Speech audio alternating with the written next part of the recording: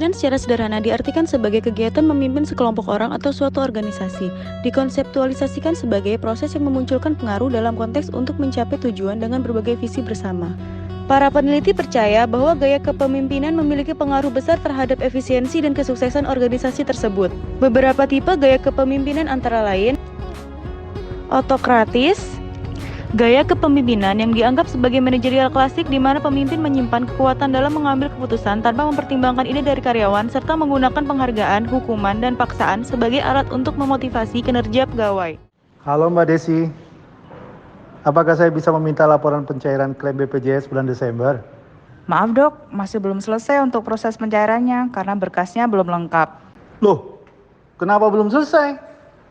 Oke, kalau begitu besok kita kumpul. Ya, semua tim yang terlibat keuangan. Ini setelah saya baca, ternyata klaim dari bulan Desember belum ada yang cair sama sekali. Maaf dok, ini karena berkasnya terlambat semua masuk ke bagian keuangan. Oh, jadi karena itu. Ya sudah, sekarang semua berkas klaim BPJS paling lambat 14 hari setelah akhir bulan.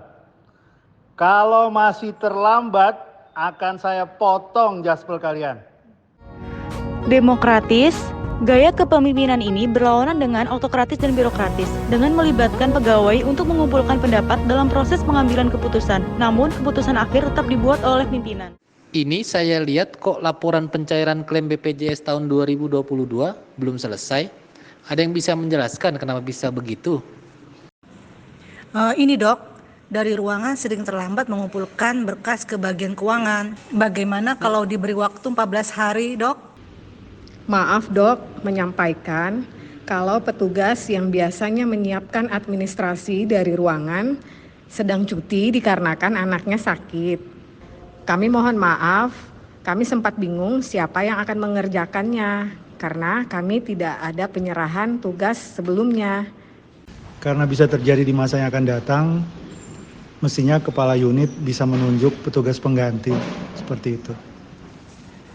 Oke, kalau begitu kita sepakati ya. Yang pertama, waktu pengumpulan berkas keuangan paling lambat 14 hari setelah akhir bulan. Yang kedua, kepala unit segera menunjuk petugas pengganti jika ada yang berhalangan atau cuti. Setuju? Setuju. Laissez-faire dianggap sebagai bentuk gaya kepemimpinan yang paling pasif, di mana pimpinan menghindari tanggung jawab dan tidak terlibat dalam pengambilan keputusan. Setelah saya lihat ini, mengapa laporan pembayaran klaim BPJS bulan Desember tahun 2022 belum terrealisasi ya? Kira-kira ini apa ya penyebab masalahnya ya? Ada yang bisa menjelaskan? Laporannya telat masuk Bu, jadi gimana mau diproses?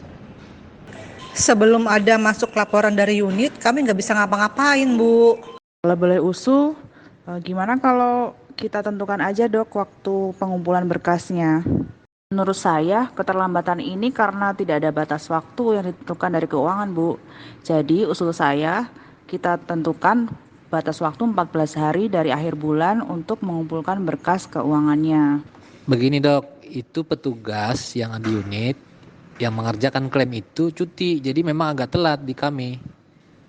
Mungkin nanti berikutnya dok, saya akan tunjuk petugas pengganti jika ada yang berhalangan atau ada yang cuti.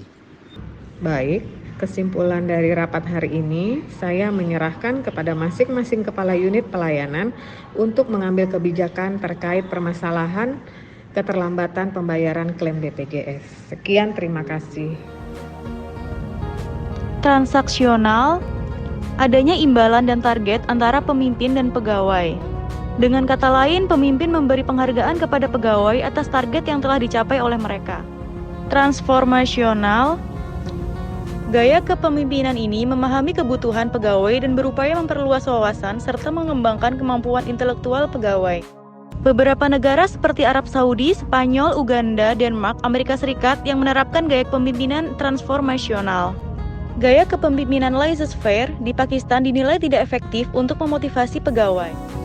Gaya kepemimpinan birokratis, pimpinan mengharapkan kepatuhan terhadap kebijakan dan aturan standar yang ditetapkan secara baku seperti pada manajemen keuangan, tugas rutin, dan yang berkaitan dengan resiko keselamatan yang tinggi. Pada institusi layanan kesehatan, dimungkinkan untuk menghadapi situasi yang tak terduga sehingga manajemen harus membuat keputusan secara cepat untuk menyelamatkan nyawa pasien sebagai prioritas. Dapat disimpulkan bahwa perlu adaptasi gaya kepemimpinan untuk hasil yang berbeda dalam sistem organisasi kesehatan.